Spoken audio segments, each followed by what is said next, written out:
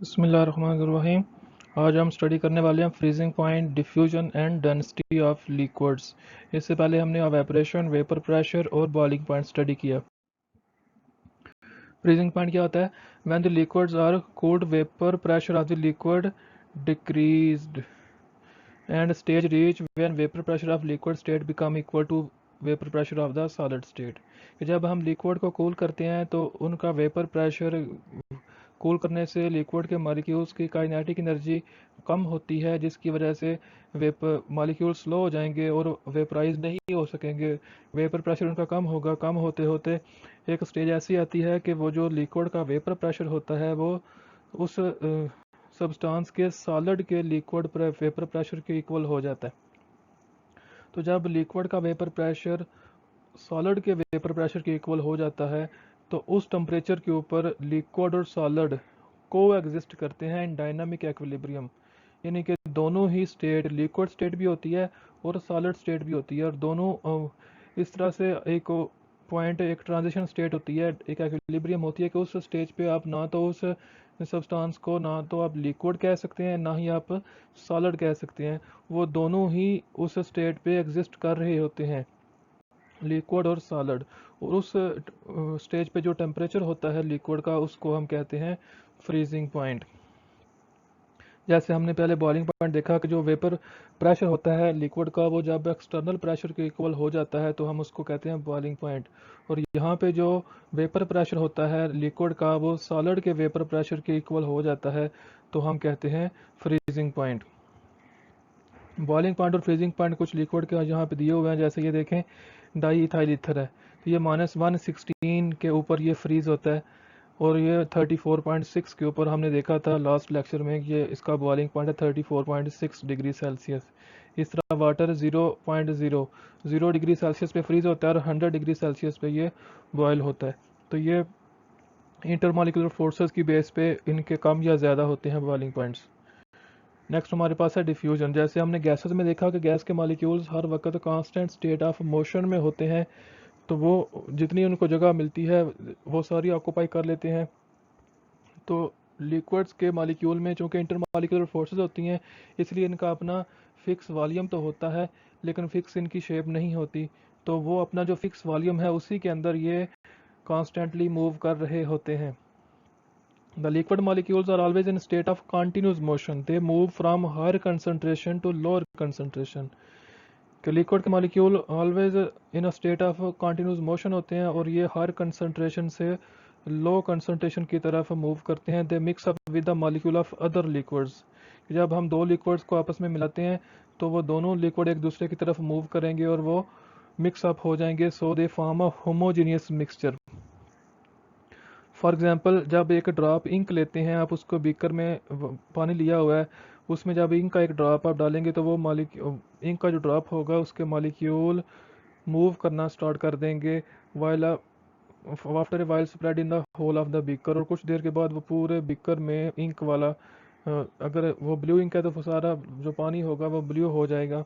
अगर आप उसको हिलाएं भी ना, कुछ ना करें, छेड़े ना, तो आप उस सिर्फ बीकर पड़ा हुआ है उसमें पानी है, उसमें आप एक ड्रॉप इंक का डालते हैं तो वो आस्ता आस्ता आस्ता आस्ता फैलता फैलता वो पूरे लिक्विड में को होमोजेनियस मिक्सचर बना देगा और सारा जो होगा आपका वाटर वो ब्लू कलर हो जाएगा। इसका मतलब है डिफ्यूजन उसमें हो रही होती है।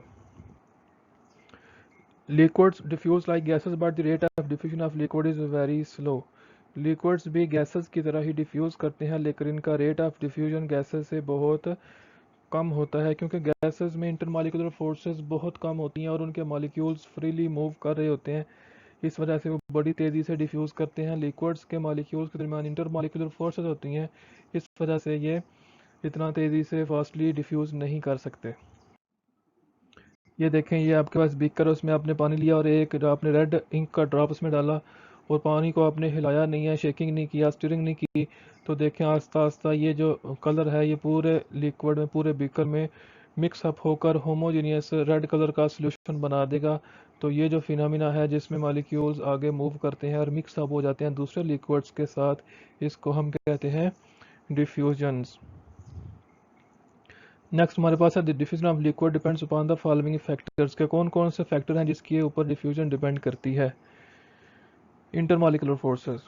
ज़ाहिर है अगर इंटरमॉलिकुलर फोर्सेस स्ट्रांग होंगी तो मॉलिक्यूल इतनी आसानी से आगे मूव नहीं कर पाएंगे, क्योंकि पीछे वाले मॉलिक्यूल ने उसको अट्रैक्ट किया हुआ है, पकड़ कर रखा हुआ है।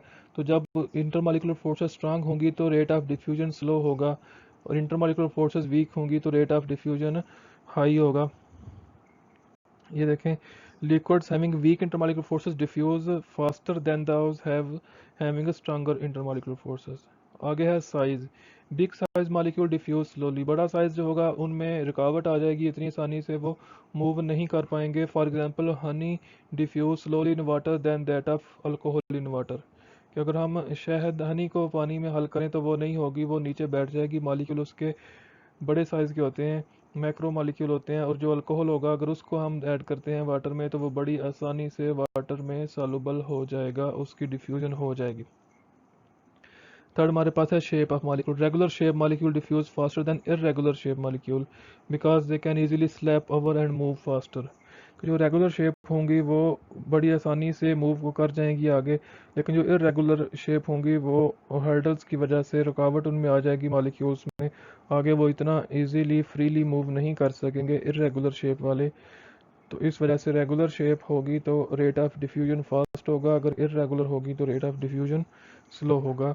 फोर्थ हमारे पास है टेम्परेचर। तो टेम्परेचर सबसे मेन फैक्टर है, क्योंकि टेम्परेचर इंक्रीज़ करते हैं तो लिक्विड्स के मॉलिक्यूल की काइनेटिक एनर्जी इंक्रीज़ करती है, जिसकी वजह से वो मॉलिक्यूल्स फास्टली मूव करते हैं और बड़ी आसानी से डिफ्यूज़ हो जाते हैं। Diffusion increase by increasing temperature because at high temperature the intermolecular forces become weak due to high kinetic energy of the molecule. तो काइनेटिक एनर्जी ज़्यादा होने की वजह से मॉलिक्यूल की जो इंटरमॉलिक्यूलर फोर्सेस हैं उनको बड़ी आसानी से ओवरकम कर देते हैं और फास्टली मूव होते हुए वो डिफ्यूज़ हो जाते हैं। नेक्स्ट हमारे पास है डेंसिटी ऑफ लिक्विड्स। डेंसिटी क्या होती है? Density of liquid depends upon its mass per unit volume. तो ये डेंसिटी का फार्मूला हमने गैसेस में भी देखा, लिक्विड्स में भी आगे सॉलिड्स में भी आएगा कि डेंसिटी का फार्मूला है मास over volume, mass per unit volume. Liquids are denser than gases because molecules of liquid are closely packed and the space between their molecules is negligible। कि liquids के molecule के दरमियान intermolecular forces होती हैं जिसकी वजह से वो वॉल्यूम कम ऑक्यूपाई करते हैं, और गैसेस से उनकी डेंसिटी हाई होती है। liquids are denser than gases because molecules of liquids are closely packed and the space between their molecular negligible. Closely pack होते हैं, मॉलिक्यूल के दरमियान स्पेस कम होती है, इसका मतलब है वॉल्यूम कम होगा। जब वॉल्यूम कम होगा तो डेंसिटी ज़्यादा हो जाएगी। गैसेस का वॉल्यूम ज़्यादा होता है, डेंसिटी कम होती है। लिक्विड का वॉल्यूम कम होता है, डेंसिटी ज़्यादा होती है। As the liquid molecule have strong intermolecular forces hence they can not expand freely and have a fixed volume. अब हमने कहा था गैस का ना तो अपना फिक्स वॉल्यूम होता है, ना ही उनकी अपनी फिक्स शेप होती है, लेकिन लिक्विड्स का अपना फिक्स वॉल्यूम होता है। उसकी रीज़न ये है कि उनके मॉलिक्यूल्स के दरमियान स्ट्रॉन्ग इंटरमॉलिक्यूलर फोर्सेस होती हैं, तो वो फ्रीली एक्सपेंड नहीं कर सकते। वो एक ख़ास वॉल्यूम बना के एक रीजन के अंदर ही रहेंगे, उसके अंदर ही मूव करते रहेंगे। जितना उनको वॉल्यूम अवेलेबल होगा वो सारा वॉल्यूम ऑक्यूपाई नहीं करेंगे इंटरमॉलिक्यूलर फोर्सेस की वजह से। Like gases, they cannot occupy all the available volume of the container. That is the reason why density of liquids are high। कि गैस की तरह लिक्विड को जितना वॉल्यूम दिया जाए वो सारा ऑक्यूपाई नहीं करते, क्योंकि उनके दरमियान इंटरमॉलिक्यूलर फोर्सेस होती हैं। गैसेस को जितना वॉल्यूम दिया जाएगा वो तकरीबन सारा ऑक्यूपाई कर लेंगी, क्योंकि उनके मॉलिक्यूल्स के दरमियान इंटरमॉलिक्यूलर फोर्सेस नहीं होती। इसी वजह से लिक्विड्स की डेंसिटी गैसेस से हाई होती हैं। For example density of water अगर देखें तो 1 ग्राम पर सेंटीमीटर क्यूब है, और अगर हम देखें एयर की तो वो 0.001 ग्राम पर सेंटीमीटर क्यूब है। क्योंकि गैस के मॉलिक्यूल में एयर में इंटर मॉलिक्यूलर डिस्टेंस काफ़ी होता है, वॉल्यूम ज़्यादा ऑक्यूपाई किया होता है, इस वजह से उनकी डेंसिटी कम होती है और लिक्विड्स की ज़्यादा होती है। This is the reason why drops of rain fall downward.